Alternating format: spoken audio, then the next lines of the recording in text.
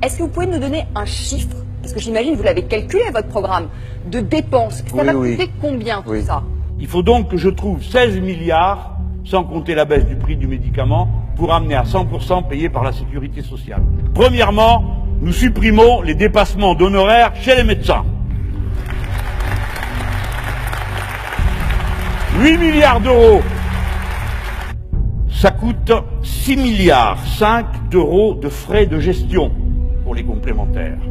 En ramenant dans la Sécu, évidemment, tout le personnel, mais en ramenant tout le personnel dans la sécurité sociale, qui permettrait de travailler plus tranquillement, ça vous donne 6,5 milliards à ajouter aux 8 que je vous ai dit tout à l'heure. Nous voici déjà rendus à 14. Il y a 3,5 milliards d'euros d'exonération de cotisations sociales en faveur des complémentaires santé. Je les reprends. Égal, un peu plus que ce qu'il y a besoin, 17 milliards. Donc il ne faut pas dire ce n'est pas possible. Vous savez quelle est la durée moyenne d'un titre de dette en France?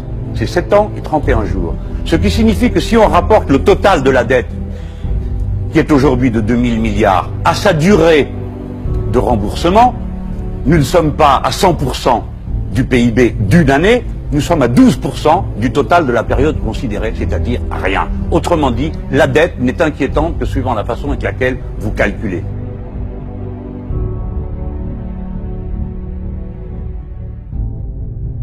Alors si aujourd'hui les fanatiques en ont après les musulmans, nous vous disons que nous n'avons pas envie de nous fâcher avec les musulmans, parce que les musulmans sont les Français qui croient à une religion et d'autres ont d'autres religions et nous voulons vivre ensemble. Et d'ailleurs, vous ne servez à rien. Depuis 40 ans, qu'à distiller de la haine. Voilà tout ce que vous faites. Voilà la seule utilité. Regardez-moi quand je vous parle, madame. Vous pouvez tout de même accepter ça.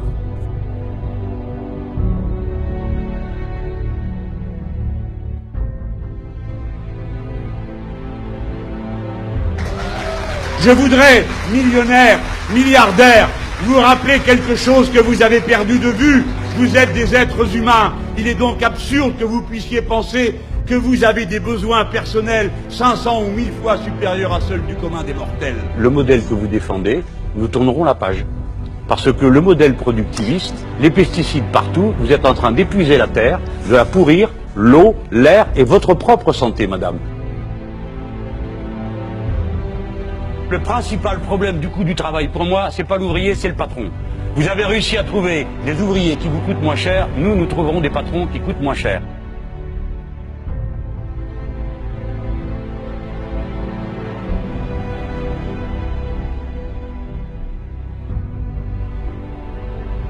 Ils accumulent. Il y a toujours plus de millionnaires dans ce pays. On vous dit alors, vous voyez, tout va bien. Mais il y a toujours plus de pauvres. Une masse immense de pauvres. Oui, il faut que quelqu'un dans cette élection parle des pauvres gens et des pauvres en général. Regardez de près ce qui va vous arriver si vous ne faites pas le choix qu'on tourne la page de cette période épouvantable où on a cru qu'en compressant les salaires et en poussant sans arrêt les gens dans le dos, en leur tendant les bras, on ferait décoller magiquement l'économie et la production. C'est tout le contraire qui s'est produit. Ça fait 20 ans que ça dure. Est-ce que c'est pas le moment d'arrêter ça? Est-ce que c'est pas le moment de dire que le problème, c'est celui de ceux qui se gavent? Ce n'est pas le problème de l'immigré. Ce n'est pas le problème de celui qui n'a pas votre religion. Le problème, c'est le banquier. Le problème, c'est Mullier. Voilà le problème. Il a un nom, il a une adresse. Pendant ce temps-là, il y a des gens qui crèvent de faim dans ce pays, qui sont pauvres, de la faute de tout le monde et de la faute non, qu'on madame, les oublie. pas de tout le monde, de ceux qui prennent tout et ne laissent rien aux autres. Bien sûr. Et ça donc vous écorce la bouche de parler de capitalisme? Vous pouvez dire ici que le capital a été rémunéré aujourd'hui comme jamais dans l'histoire. Avant, on travaillait 10 jours pour payer les actionnaires, maintenant 40 jours. Voilà pourquoi les gens sont pauvres, ça tombe pas du ciel. Qu'est-ce qui nous empêche aujourd'hui d'obliger ceux qui possèdent des capitaux en France à placer en France? Pourquoi 70% de la dette française est-elle collectée à l'échelle internationale? Pourquoi 1 euro sur 2 des compagnies d'assurance sont placées à l'étranger, en dehors de France? Pourquoi c'est comme ça? Est-ce que cet argent n'est pas d'abord nécessaire ici? Et vous, tout ce que vous avez à répondre, c'est « Monsieur Mélenchon, vous faites le clown, moi je m'occupe de la vie des gens ». Je suis comme vous, je souffre de voir ça. Je ne veux plus vivre dans un océan de malheur. J'en ai plein d'autres, qu'il y a des gens par terre dans la rue, en train de dormir avec des gosses maintenant, aussi qui meurent de froid. Vous aussi, je pense. Alors écoutez-moi et suivez-moi. nous sommes condamnés à tout détruire autour de nous. Tout détruire. Voilà ce qui est en cause.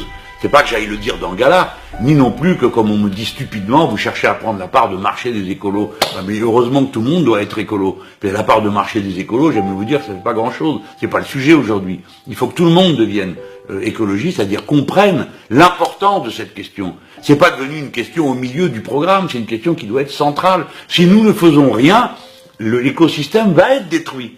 Vous avez compris ça, les gens? Va être détruit là, sous vos yeux.